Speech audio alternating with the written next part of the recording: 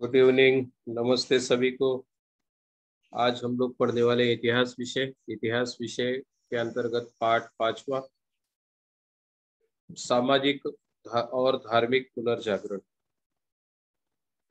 अंग्रेजी शिक्षा के प्रसार के साथ साथ नई विचारधाराएं, नई संकल्पनाएं, नए दर्शन आदि का भी प्रसार हुआ। इसी तरह पश्चिमी विचार संस्कृति का भारतीयों से परिचय हुआ। परिणाम स्वरूप भारतीय समाज के सामाजिक, धार्मिक, आर्थिक और सांस्कृतिक आदि क्षेत्रों में परिवर्तन। इसके पहले हम लोगों ने देखा कि भारत देश पर ब्रिटिशर्स किस तरह से हावी होते चले गए, सत्ता पर काबिज हो गए, उनका राज आया हमारे देश पर। और फिर जब विदेशी यहाँ पर आए, ब्रिटिशर्स आए, अंग्रेज आए, तो उन लोगों ने बहुत सारे परिवर्तन करना शुरू किया हमारे देश में। और परिवर्तन किस तरह का शुरू किया? सामाजिक, धार्मिक, आर्थिक, सांस्कृतिक इन क्षेत्रों में भी उनकी दखलंदाजी शुरू हुई। कुछ परिवर्तन जिसमें से बहुत अच्छे थे। अंग्रेजी शिक्षा नीति लागू की, पश्चिमी विचार, जो हमारे यहाँ के विचारक थे, जो पढ़े लिखे लोग थे, उन लोगों ने वहाँ के बारे में, यूरोपीय संस्कृति क्या है, वहाँ पे किस तरह से कौन सी अच्छी बातें, उसको लेकर के हमारे यहाँ भी कोशिश किए। हमारे देश में भी उनकी कोशिश रही कि किस तरह से यहाँ पर सुधार लाया जाए। भारतीय समाज का पिछड़ापन, उसकी अंधश्रद्धा, रूढ़िप्रियता, जाति भेद, ऊंच नीच के भ्रामक मान्यताओं और जिज्ञासाहीन तथा विश्लेषणात्मक वृत्ति के अभाव में निहित है। इसका बोध शिक्षित समाज को होने लगा कि हमारे यहाँ जो पिछड़ापन था, अंधश्रद्धा थी, बहुत सारी अंधश्रद्धा, बहुत सारी रूढ़ियां, परंपराएं, कुछ ऐसी कुरीतियां थी जिसके कारण हमारा देश पिछड़ा हुआ था, हमारे देशवासी पिछड़े हुए थे। इन सब चीजों को जब शिक्षित समाज, जब पढ़े लिखे लोग इन सब चीजों को जानने लगे, तब परिवर्तन की बात आई। देश को उन्नति के पथ पर ले जाने के लिए भारतीय समाज में व्याप्त दोषों और अनिष्ट प्रवृत्तियों को समूल नष्ट करने तथा मानवता, समता, बंधुता पर आधारित नव समाज निर्माण करने की आवश्यकता थी। तो जो हमारे समाज सुधारक थे, उन लोगों ने सोचा कि हमारे देश में किस चीज की सबसे ज्यादा जरूरत है।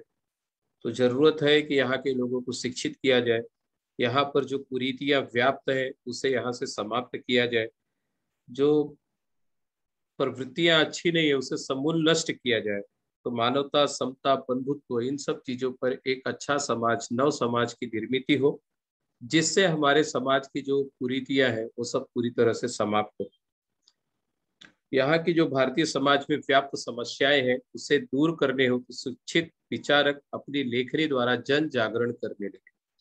तत्कालीन भारत में प्रारंभ हुए इस वैचारिक जागरण को भारतीय पुनर्जागरण कहते हैं। अर्थात एक ऐसा परिवर्तन आने वाला था और विचारकों के माध्यम से जो देश अंधश्रद्धा, रूढ़िप्रियता के कारण पिछड़ा था, जाति भेदभाव बहुत चरम पर था, ऊंच नीच की जो व्यवस्था थी हमारे यहाँ, जिसके कारण समाज में बहुत सारी बुराइयां व्याप्त थी। अब समझो एक तरह से उसे नष्ट करने का समय आया था, क्योंकि यहाँ के विचारक जाग उठे थे। तो इसलिए इसे पुनर्जागरण कहा गया कि भारतीय समाज में पुनर्जागरण की स्थिति आई थी।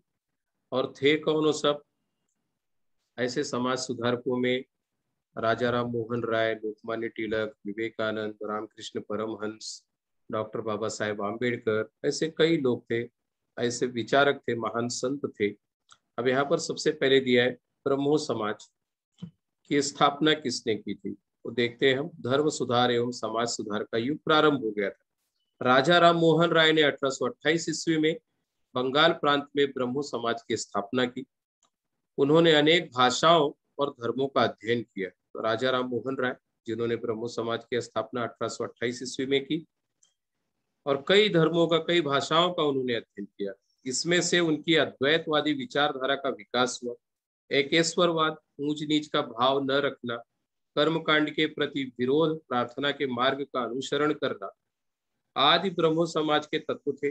राजा राम मोहन राय ने सती प्रथा, बाल विवाह, पर्दा पद्धति का विरोध किया। विधवा नारी विधवा विवाह, नारी शिक्षा का समर्थन किया। कोलकाता में हिंदू कॉलेज की स्थापना की। इसी भांति संवाद कौमुदी समाचार पत्र द्वारा जन जागरण का कार्य किया। तो उन्होंने एकेश्वरवाद, ऊंच नीच के भेदभाव को समाप्त करने की बात समाज में लाई। फिर जो कर्मकांड किए जाते थे, लोगों को अंधश्रद्धा में ढकेला गया था, उन सब के विरोध में उन्होंने कार्य किया।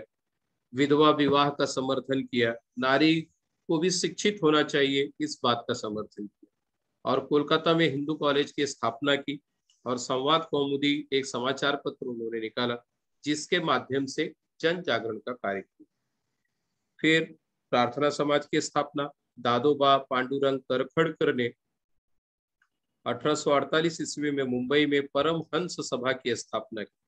कालांतर में परमहंस सभा विसर्जित हुई और उसी के कुछ सदस्यों ने प्रार्थना समाज की स्थापना की। दादोबा के बंधु डॉक्टर आत्माराम पांडुरंग प्रार्थना समाज के प्रथम अध्यक्ष थे। मुंबई विश्वविद्यालय के युवा स्नातक इस संस्था से जुड़ जाने से उसकी प्रतिष्ठा में वृद्धि हुई। तो हम देखते हैं कि जो प्रार्थना समाज की स्थापना किस तरह से हुई। परमहंस सभा की स्थापना 1848 ईस्वी में दादोबा पांडुरंग तरखड़ ने किया था। उसके बाद फिर यही सभा बाद में प्रार्थना समाज के रूप में बनी और यहाँ पर मुंबई विश्वविद्यालय के जो युवा थे, जो पढ़े लिखे स्नातक थे, ग्रेजुएट्स थे, इस संस्था से जुड़े, जिसके कारण इस संस्था की प्रतिष्ठा और बढ़ी और यह संस्था आगे बढ़ी। प्रार्थना समाज का कार्य न्यायमूर्ति महादेव गोविंद रानडे, डॉक्टर राघव भंडारकर ने आगे बढ़ाया। यहाँ पर राघव भंडारकर और फिर ऐसे कुछ महर्षि थे, महर्षि विठल रामजी शिंदे, महादेव गोविंद रानडे, जिन्होंने कर्मकांड का विरोध किया, मूर्ति पूजा का विरोध किया, एकेश्वरवाद अर्थात ईश्वर एक ही है इस संसार में। और फिर प्रार्थना समाज के जो सिद्धांत थे उसे आगे बढ़ाने में इन समाज सुधारकों ने अपना उल्लेखनीय योगदान किया। वे उपासना और प्रार्थना पर बल देते थे। प्रार्थना समाज ने समाज सुधार की दृष्टि से अनाथालय, स्त्री शिक्षा संस्था, श्रमिकों के लिए रात्रिशाला, दलितों के लिए संस्थाएं प्रारंभ की।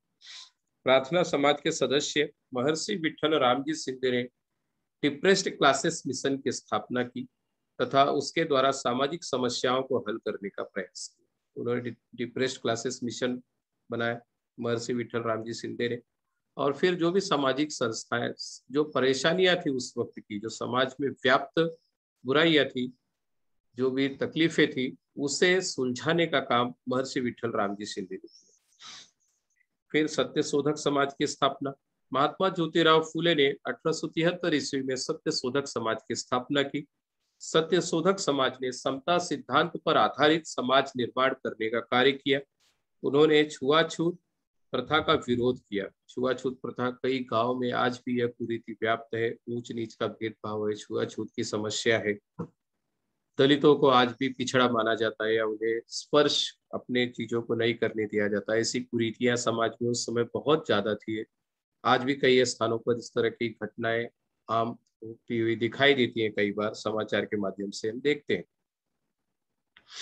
साथ ही बहुजन समाज की शिक्षा तथा स्त्री शिक्षा का महात्मा ज्योतिराव ने फूले जी ने समर्थन किया था कि महिलाओं को भी पढ़ना चाहिए और बहुजन समाज के लोगों के लिए भी शिक्षा होनी चाहिए, पढ़ाई लिखाई होनी चाहिए। तो ऐसी व्यवस्था उन्होंने की और उसका समर्थन भी किया।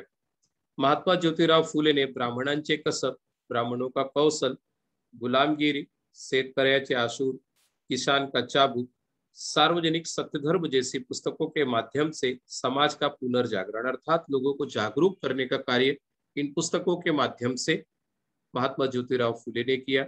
लोगों को शिक्षा के प्रति जागरूक करने का कार्य उन्होंने किया, भले वो पिछड़े समाज के लोग रहे हो या स्त्री हो, महिलाएं हो। स्त्री पुरुष अथवा मनुष्य मनुष्य के बीच भेदभाव करने वाली रीति रिवाजों की उन्होंने कड़ी आलोचना की। महात्मा ज्योतिबा फूले ने सबसे पहले अपनी पत्नी सावित्रीबाई फूले को पढ़ाया, महिलाओं के लिए पाठशाला शुरू की। 1888 ईस्वी में पुणे के बुधवार पेट में उन्होंने पाठशाला शुरू की और इनकी ही देन है कि आज महिलाएं भी पाठशाला में शिक्षा ग्रहण कर सकती है सामान्य लोगों की तरह। आर्य समाज, स्वामी दयानंद सरस्वती ने 1875 ईस्वी में आर्य समाज की स्थापना की।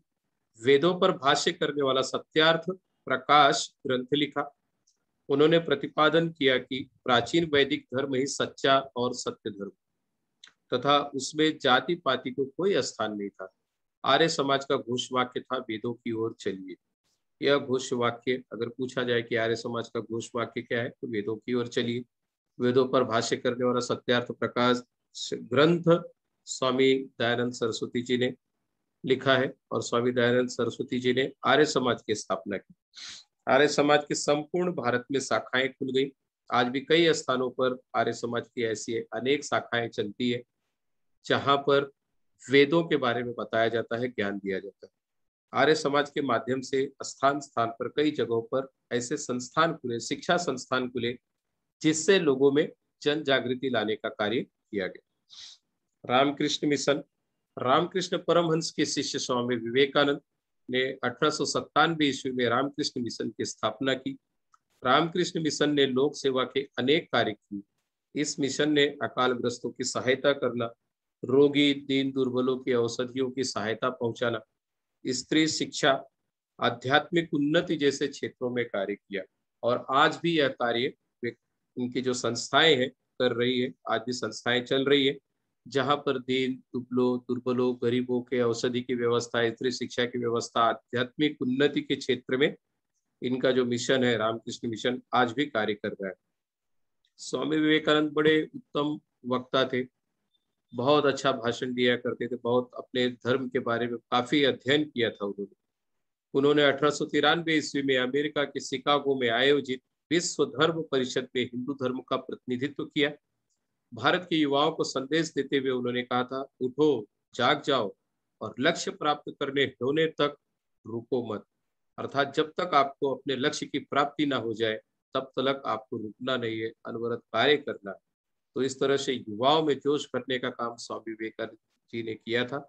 और हिंदू धर्म का प्रचार शिकागो में, जो अमेरिका में सर्वधर्म परिषद हुई थी, वहां पर जाकर के हमारे धर्म का प्रतिनिधित्व किया, और लोग वहां पर इनके बहुत ही मुरीद हो गए। अर्थात बहुत ज्यादा सम्मान स्वामी विवेकानंद जी को अमेरिका में मिला। सिख समाज में सुधार फिर किस तरह से हुआ? सिख धर्म में सुधार लाने के लिए अमृतसर में सिंह सभा की स्थापना हुई। इस संस्था ने सिख समाज में शिक्षा प्रसार और आधुनिकीकरण का कार्य किया।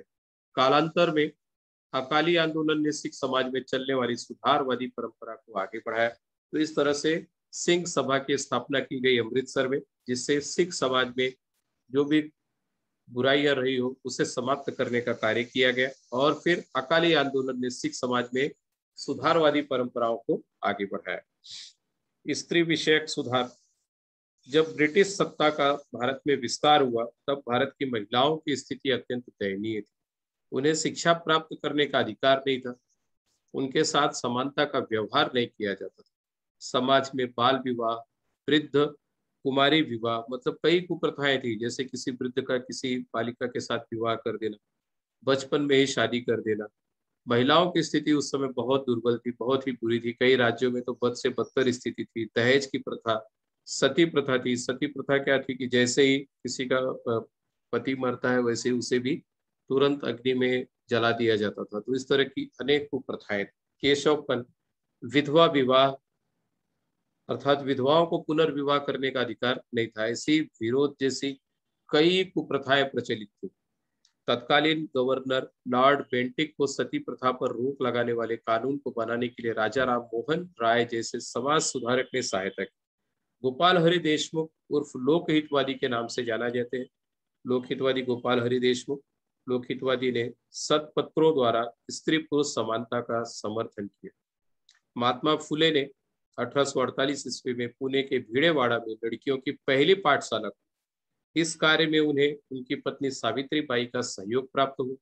समाज के कर्मकांडी लोगों द्वारा की गई आलोचना, निंदा को सहकर भी सावित्री बाई फुले ने शिक्षा का कार्य आगे बढ़ाया।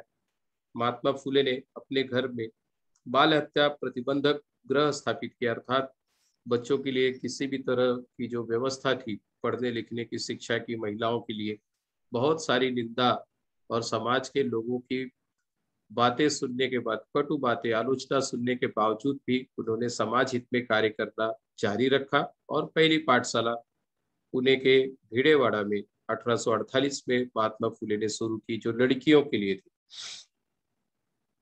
मुस्लिम समाज में भी अनेक सुधार आंदोलन हुए। अब्दुल लतीफ ने मुस्लिम समाज में धर्म सुधार का प्रारंभ किया। उन्होंने बंगाल प्रांत में द मुहम्मदन लिटरेरी सोसाइटी संस्था की स्थापना की। सर सैयद अहमद खान ने मुहम्मदन एंग्लो ओरिएंटल कॉलेज की स्थापना की। कालांतर में इसी कॉलेज का अलीगढ़ मुस्लिम विश्वविद्यालय में परिवर्तन हुआ। उन्होंने पश्चिमी विज्ञान और तकनीकी का समर्थन किया। उनका दृढ़ मत था कि जब तक मुस्लिम समाज पश्चिमी शिक्षा और विज्ञान का अंगीकार नहीं करेगा तब तक उसकी उन्नति नहीं होगी। ऐसे विचारक थे जिन्होंने कहा कि जब तक हमारा समाज पूरी तरह से शिक्षा और विज्ञान को अंगीकृत नहीं करेगा हम पिछड़े रहे। ऐसा सर सैयद अहमद खान ने। फिर अलीगढ़ मुस्लिम विश्वविद्यालय की स्थापना हुई और फिर आज वह एक विशाल रूप में यह विश्वविद्यालय चल रहा है। हिंदू समाज में आंदोलन, हिंदू समाज को सम्मान का स्थान मिले इसलिए 1915 ईस्वी में हिंदू महासभा संगठन की स्थापना हुई। पंडित मदन मोहन मालवीय ने बनारस हिंदू विश्वविद्यालय की नींव रखी। डॉक्टर केशव बलिराम हेडगेवार ने 1925 ईस्वी में राष्ट्रीय स्वयं सेवक संघ की नागपुर में स्थापना की। हिंदुत्ववादी युवाओं का अनुशासनबद्ध और चरित्र संपन्न संगठन खड़ा करने का उनका उद्देश्य था। आरएसएस की अनेक संस्थाएं आज भी हमारे देश में बहुत अच्छे से चल रही है और आरएसएस की जो स्थापना है डॉक्टर केशव बलिराम हेडगेवार जी ने की थी। ऐसी संस्थाएं बड़े ही अनुशासनबद्ध तरीके से आज भी उसके कार्यकर्ता, आरएसएस के कार्यकर्ता कार्य कर रहे हैं और किसी भी जो बाढ़ हो, कोई तकलीफ हो, आपदा हो तो उस समय अपना पूरा सर्वस्व योगदान देने की कोशिश इस संगठन की होती है। स्वतंत्र वीर दामोदर सावरकर ने रत्नागिरी में पतित पावन मंदिर का निर्माण कराया जहां हिंदू धर्म की सभी जातियों को खुला प्रवेश था। सहभोज आदि उपक्रम चलाए गए अर्थात ऊंच नीच का जो भेद था उसे समाप्त करने की कोशिश की गई सावरकर जी द्वारा। धन्यवाद। उम्मीद है आप लोगों को यह पाठ समझ में आया होगा। Thank you.